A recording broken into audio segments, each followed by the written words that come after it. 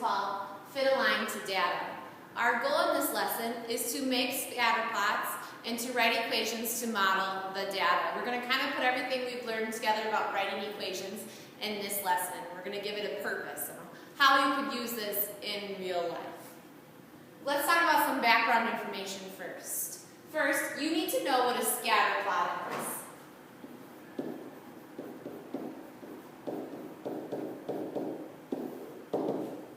A scatter plot is a graph used to determine whether there is a relationship between paired data. A graph used to determine whether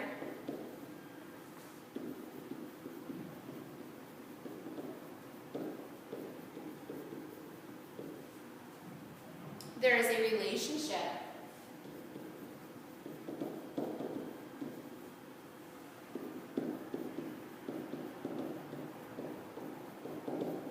between paired data.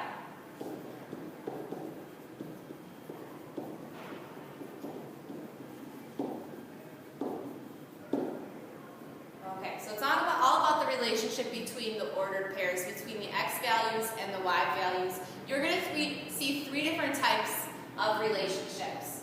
To show these, I'm going to make some generic graphs.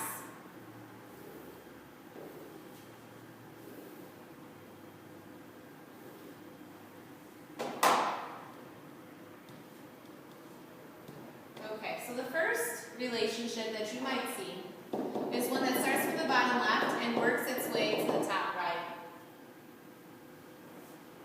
Think about slope. When you had slope that started from the bottom and worked its way to the right. We talked about how there could be someone walking up and how it increases. This is the same thing. This is positive. A positive relation, or we're going to call it a positive correlation.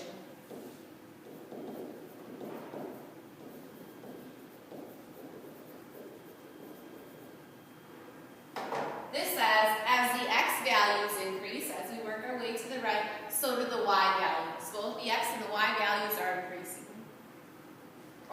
Another relationship looks like this. Again, this works like slope. If you start from the left and work your way to the right, this would be decreasing, so this is negative correlation.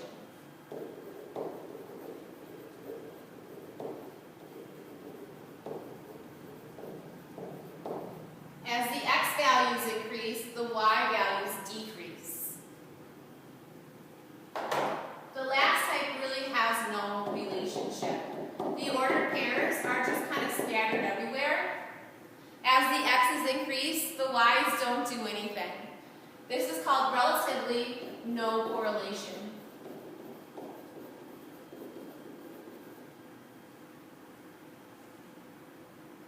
So that's the background information. Let's talk about what we're going to be doing in this lesson.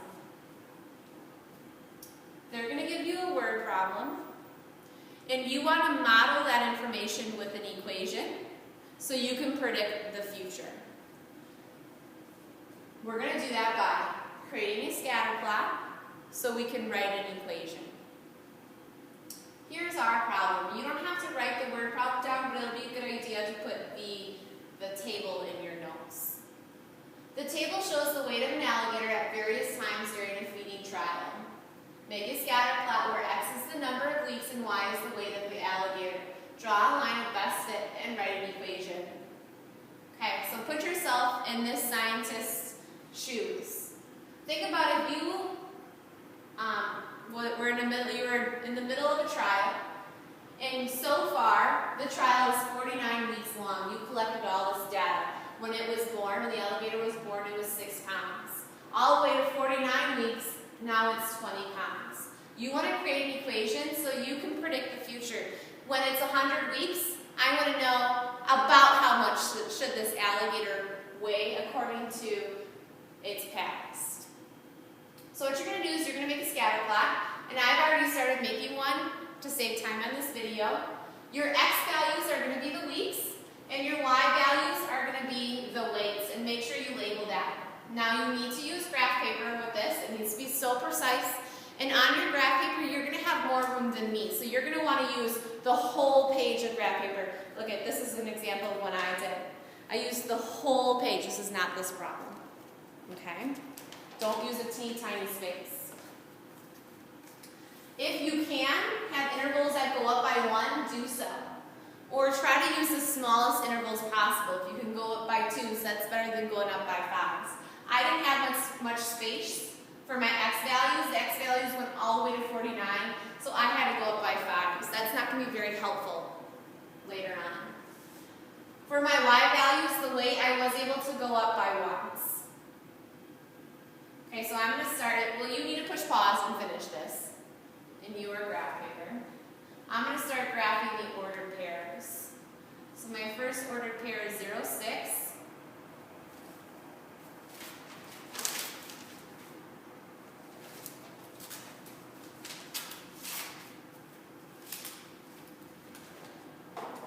I'm going to do this in green. 0, 6. In the past, when we've made scatter plots, I've had you just plot the ordered pairs. I suggest you label the ordered pairs. Again, that's going to be helpful in the future. Your book doesn't tell you to do that. I'll let you know why in a little bit. The next ordered pair is 9, 9.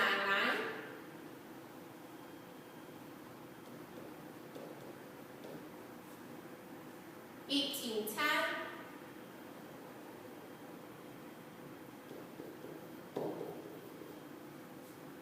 27, 17.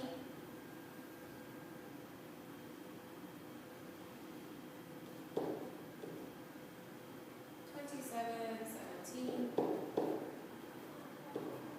Here we write that. Here we go. 34, 15.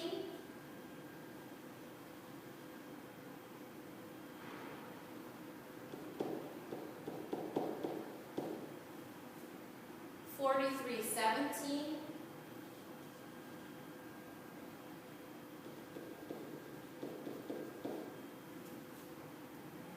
49, 20.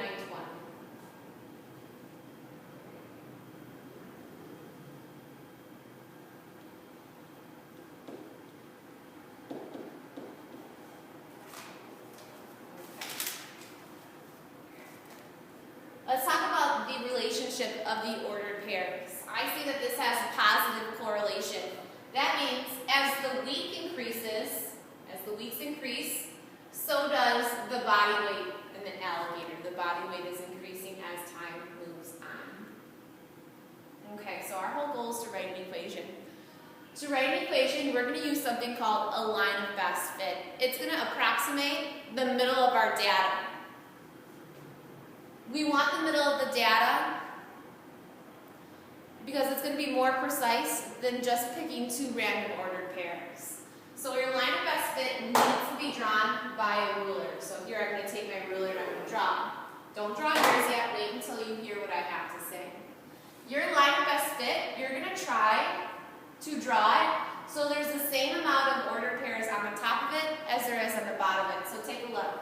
This line of best fit is kind of in between the data because there are 3 ordered pairs that are above it and 4 ordered pairs below it. It's in the middle of the data. My suggestion to you, this is another thing your book doesn't tell you, when you draw your line of best fit, I suggest you pick 2 ordered pairs for it to go through. So I kind of see that this line goes through 49, 20. And another good ordered pair for it to go through is 0, 6. Again, this is the middle of the data because there are 2 ordered pairs above it and there are 3 ordered pairs below it.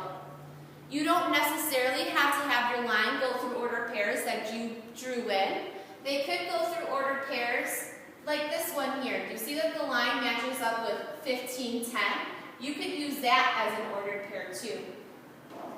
But you're going to want to find 2 ordered pairs so it's easier to write your equation. Okay, so I'm going to pick those 2. For now, you pick those 2 as well. You might find on your homework that you pick different ordered pairs than the person next to you, and that's okay. We should get equations that are pretty close. Okay, so now I'm going to use the information in the line of best fit to write an equation. we're going to use slope-intercept form.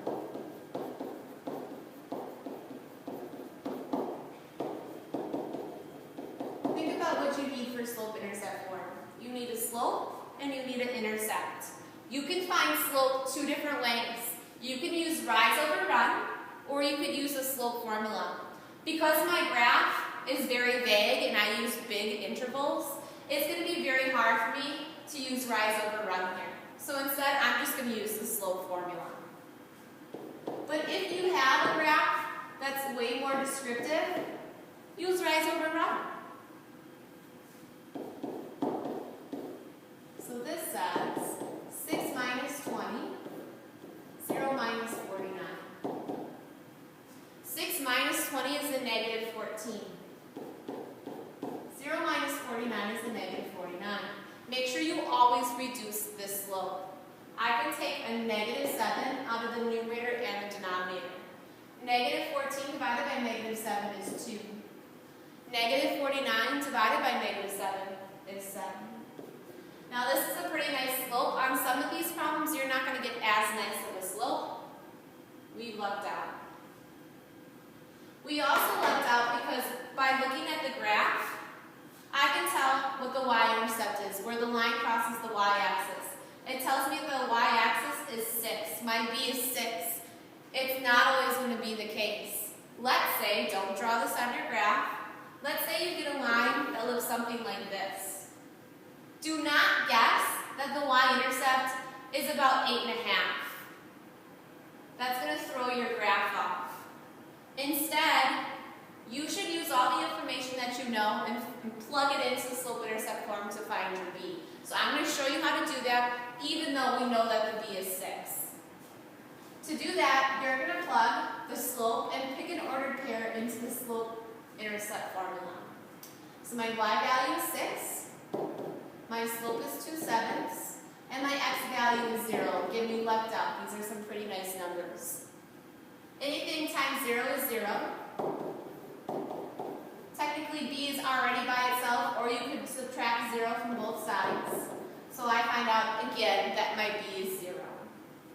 Now that I have a y-intercept, and I have a slope, we can create an equation. Y equals mx plus b. This equation models this data. It can predict the future. Okay? In the next lesson, I will show you how to predict the future. But for now, this is all you need to know. Let's review the word problem to make sure we covered all our bases. The table shows the weight of an alligator at various times during a feeding trial. Make a scatter plot where x is the number of weeks and y is the weight of the alligator. Draw a line of best fit and write an equation.